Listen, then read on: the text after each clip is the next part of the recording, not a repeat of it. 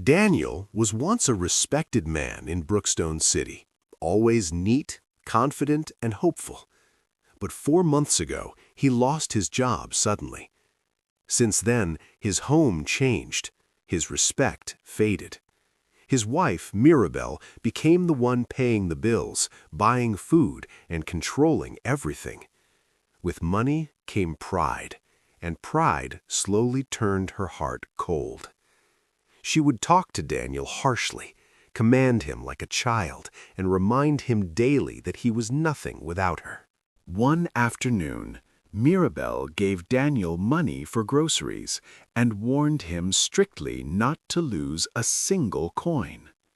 Daniel went to the market silently, carrying shame in his heart. On his way back, he avoided people because he didn't want to answer painful questions like, "Brother Daniel, how is work?" Daniel met an elderly woman named Mama Essie, sitting beside a wall with only 2 coins in her bowl. Her eyes showed hunger and pain. She begged softly for help. Though afraid of his wife's reaction, Daniel followed his heart and gave her the bigger note. Mama Essie prayed for him deeply. May help locate you when you need it most. When Daniel returned home, Mirabel demanded her change. Fear swallowed him. Instead of telling the truth, he lied and said he lost the money. Mirabel exploded with anger, insulted him deeply, and reminded him he was useless. 2 days later, Daniel returned from job hunting and found his wife kissing his best friend Kelvin. Instead of shame, Mirabel boldly told him to leave. She threw his bag outside and chased him away from the house. Heartbroken, Daniel walked away with nowhere to go. Daniel walked slowly along the road with his bag in his hand. The sun was still shining, but inside him everything felt dark. His body was tired from job hunting, and his heart was heavy with shame. He didn't even know where he was going anymore. As he reached the corner of the road, he suddenly saw the old woman again, sitting near the roadside with her small bowl. Daniel stopped quickly and rushed closer. "Mama, what are you doing here?" he asked. "This is not where I saw you last time." The old woman looked up slowly. "My son," she said gently, "I move from place to place every day. I have not eaten since morning." Daniel's heart squeezed with pity. Even though his own life was broken, he could not ignore her hunger. He brought out the last money in his pocket and stretched it toward her. "Mama, take this and buy food." But the old woman shook her head. "No, I will not take it." Daniel was shocked. "Why, Mama?" She looked at him calmly. "Because that is your last money." Daniel froze. "How did you know?" She smiled lightly. "When a man looks this sad, he is not holding plenty money." Daniel could not hold his pain anymore. He sat down and told her everything about Lizzie, the betrayal, the shame, and how he was chased out. The old woman listened quietly, then sighed. "My son, sorry." Then she brought out a small piece of paper with numbers written on it. "Have you ever played gamble before?" Daniel nodded slowly. "Yes, once. I didn't win." "This time you will win," she said calmly. "Go and play these numbers." Daniel was afraid. "Mama, this is my last money." But she only said softly, "Go, God will provide." With fear and hope battling inside him, Daniel finally agreed and walked away with the paper. Daniel went to the store, played the numbers, and returned, but the old woman was gone. He felt foolish. Later that day, he met an old friend, Matthew, who allowed him to stay in his house. The next morning, Daniel checked the result. He froze. He had won. Not small money, not average money. He had won $2 million. He screamed in shock and joy. Matthew celebrated with him, but refused to play when Daniel had earlier suggested gambling. After Matthew left to buy wine, a strange voice warned Daniel, "Danger! Your friend is not happy. Run." Fear entered Daniel's body. Without thinking twice, he grabbed his bag and ran. Moments later, Matthew returned. When he realized Daniel was gone, his face changed. "So he ran with the money," Matthew muttered angrily. His true nature had been revealed. As Daniel ran through the busy streets, he suddenly saw Mama again, sitting calmly like she had been waiting. "Mama, I won! I won the money!" She only nodded. "I know." Daniel was shocked. "How did you know?" Then she warned him, "Learn to keep your blessings secret. Not everyone is happy for you." She warned him about his friend without Daniel even mentioning Matthew. That was when Daniel realized Mama was not ordinary. Before he could say more, she said softly, "This is the last time you will see me, but I will always be with you." Daniel turned away briefly, and when he looked back, Mama had vanished. No bowl, no wrapper, nothing. That was when Daniel understood. God had sent her. A month later, Daniel's life had changed completely. The same man who used to beg for chances was now sitting in a big office, wearing a clean suit, smelling like success. Workers respected him. People greeted him with honor. His name now carried weight. Daniel leaned back in his chair, reading business files calmly. He had collected the money, invested wisely, and started a strong company. He always remembered Mama's warning, "Keep your secret. Not everyone wants you to succeed." Suddenly, his phone rang. It was Mirabel. Daniel's heart tightened, but his voice remained cold. She cried on the phone, begging. She blamed Kelvin for manipulating her. She said she was suffering. Daniel ended the call. Later, at the parking lot, Mirabel appeared physically before him. She looked broken, dirty, and tired. She begged again. Daniel was angry, but pity touched his heart. Finally, he said, "You can come this weekend. We will talk.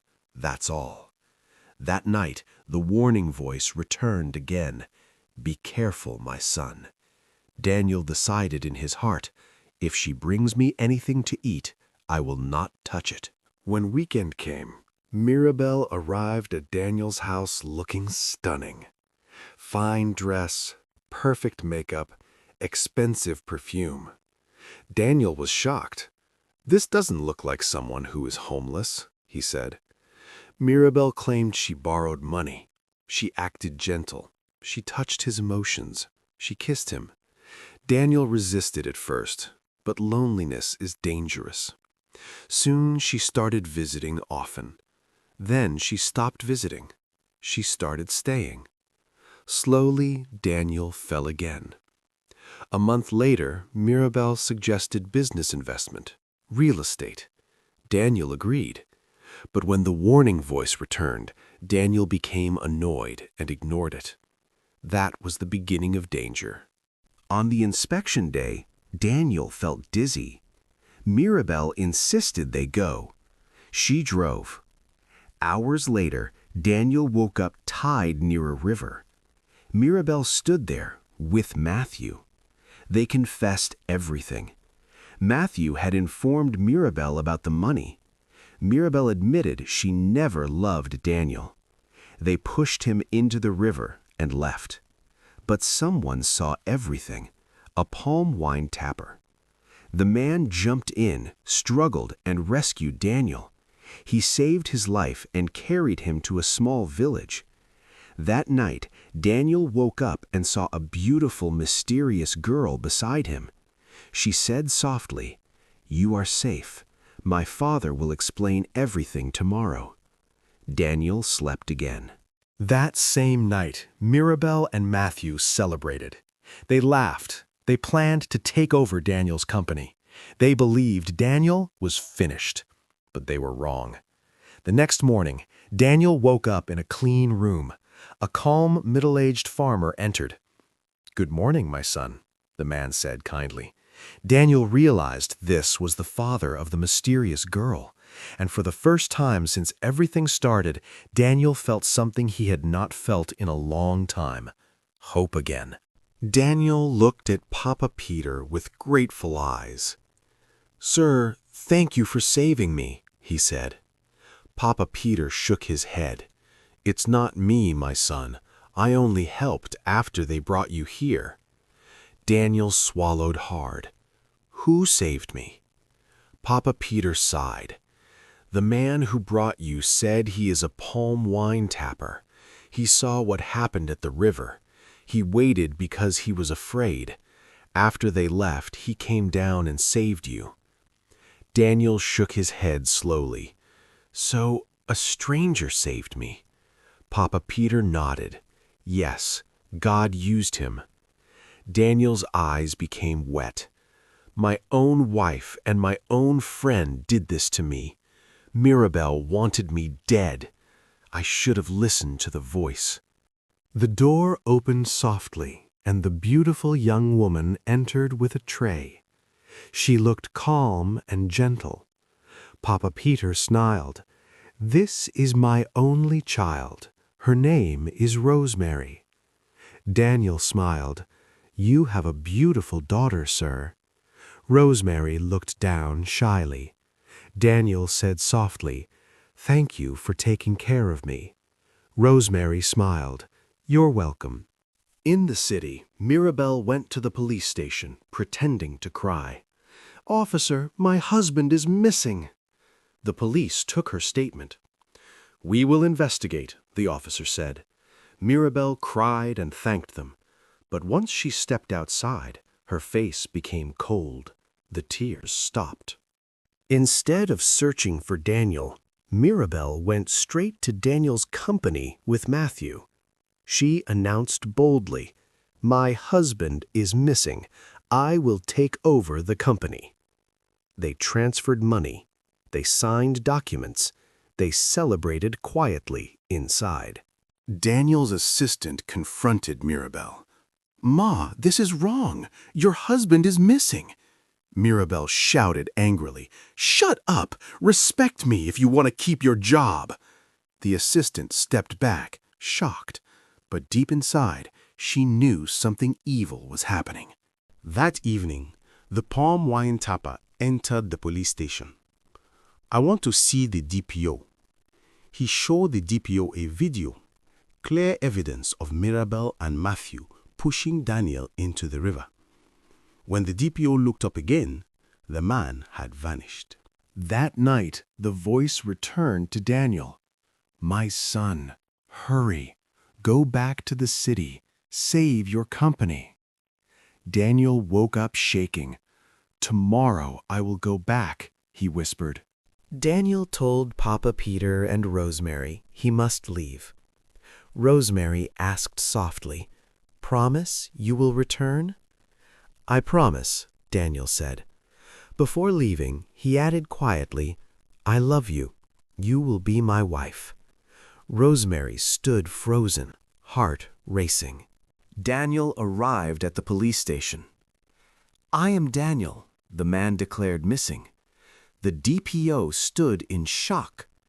Daniel explained everything. The DPO confirmed they already had video evidence. Mirabel and Matthew were arrested. The evidence was clear. They were sentenced to life imprisonment. Later, Daniel returned to the village. Rosemary ran and hugged him. "I want to marry your daughter," Daniel told Papa Peter. Rosemary said yes. They married simply and beautifully. Daniel took Rosemary and Papa Peter to the city. Finally, peace.